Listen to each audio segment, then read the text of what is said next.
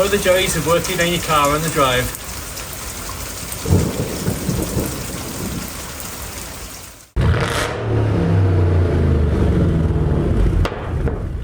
I'm going to do one of the bigger and more exciting upgrades to the Ranger today, and that is to install the Pedders lift kit.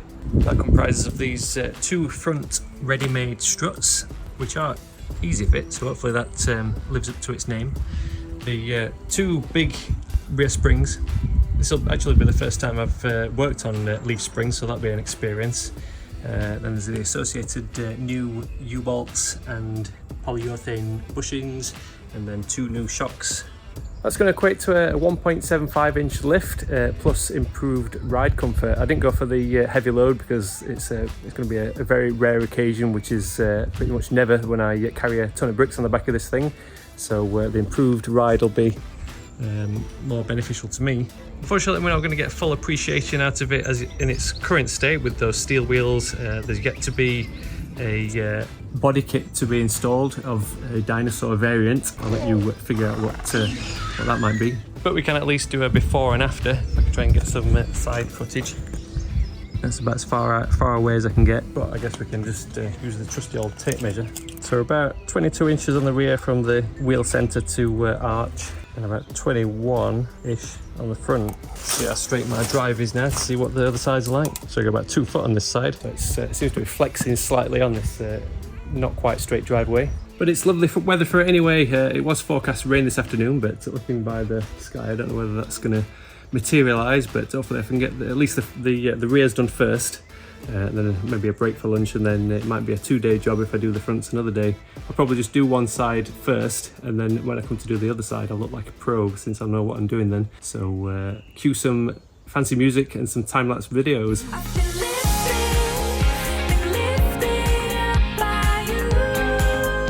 Got to remember I'm not working on the Mustang anymore, it's got to go a lot higher.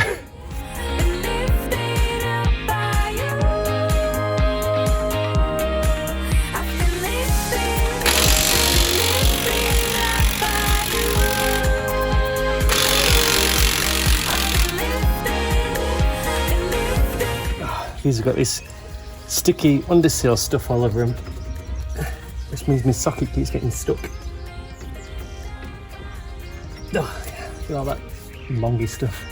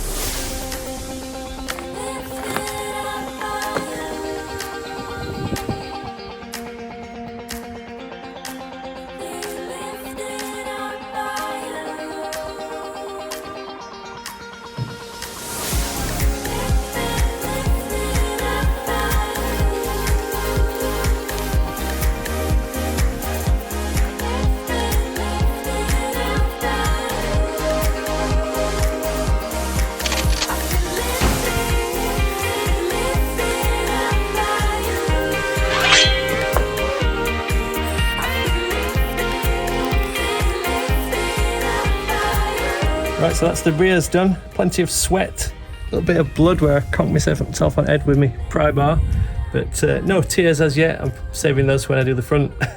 But I think it's lunchtime first, so best get the wheels back on, and then maybe do the fronts this afternoon and maybe tomorrow. Depends how much I'm aching after my sandwich. Right, so that's rears done and lunch done. I'm going to get on with doing the fronts this afternoon, but I've just realised I don't actually have a socket big enough for the axle nut, just in case I need to undo it. I know some guides show it being doable without removing the axle, you know, the CV nut, but it'd be worthwhile having it just in case, so I'm just going to nip out and pick one up now.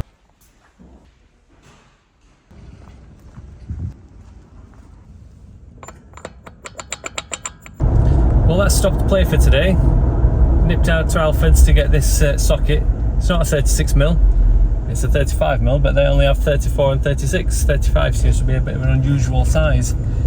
Euro car parts don't have any in stock. Did a few searches for other stores nearby and can't seem to find one, so it looks like it's going to be an online order. Just in case I need it. I might not even need it after all, but it's worth having anyway, just in case I ever do need to remove that axle nut. So at least the rears are driving alright, no clunks and bangs and things like that, so that's always a good sign. We're going to say I've not really noticed much on the improved ride front, but I suppose it's a tiny bit different. I'll probably only really get to know once those fronts are on, so I'll check in again whenever this socket arrives. Finally got that 35mm socket, local car spares shop for the win. It probably will be a good idea to make use of it because if not, there's a risk of separating the inner CV joint. So all it requires really is just to pop that off and undo that. At least that's a perk of steel, is I don't have to mess about taking the wheels off. I can loosen this nut while it's on the ground. So just as it started to rain, I can finally get on with doing those fronts. So let's get on with it.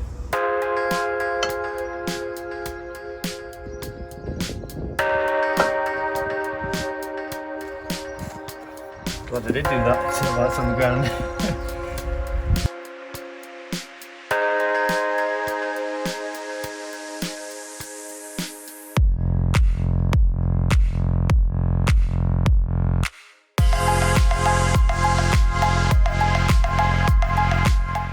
Look how much of this gunky underseal stuff's on everything.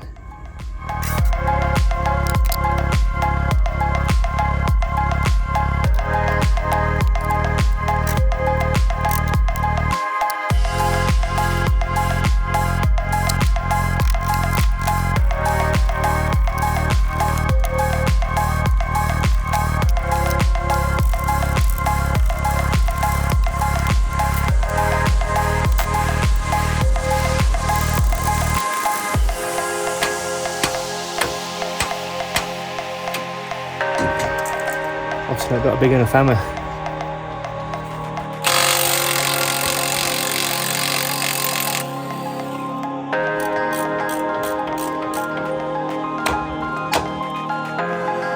little bit easier. Do you remember me saying if I did the other side first then I'd look like a pro when I did the second side on camera? Well, the other side was easy in comparison. I only got hung up on a couple of ball joints that kept spinning while trying to undo them, thanks to more of that underseal stuff gumming up the threads. But it was at this point the second side went a bit wrong. Despite undoing the axle nut, I must not have knocked out the axle from the spindle quite enough because the inner CV popped out. If you look closely you might notice the exact moments just a few seconds ago. After swapping the strut over I then spent the next 5 minutes or so trying to pop it back in. I eventually managed it and then tried connecting the upper control arm ball joint, only for it to slip out of my hand and pop out again, while also giving me a left hook across the face.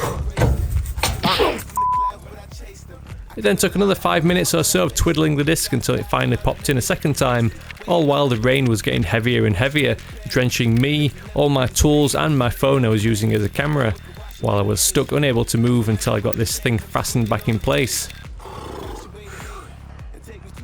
That ride on the other side. This rain don't help. Them borders that feel great.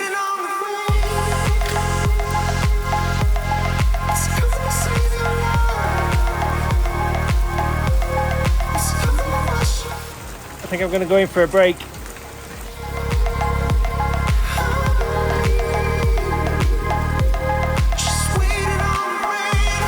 Anyway, the rain did stop eventually and I managed to put it all back together later that afternoon.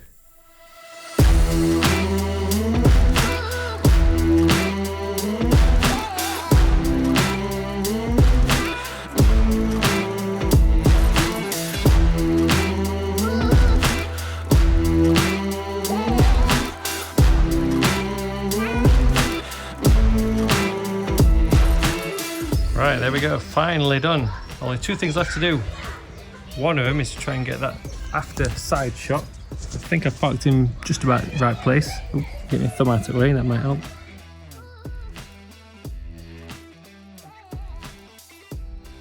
And then next is to see what the result is with the trusty old tape measure.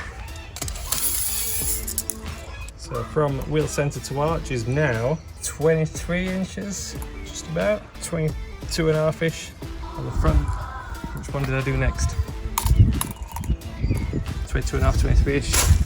And then on the flex side, 25.5. Does look cool, you can see the red shocks and the red struts.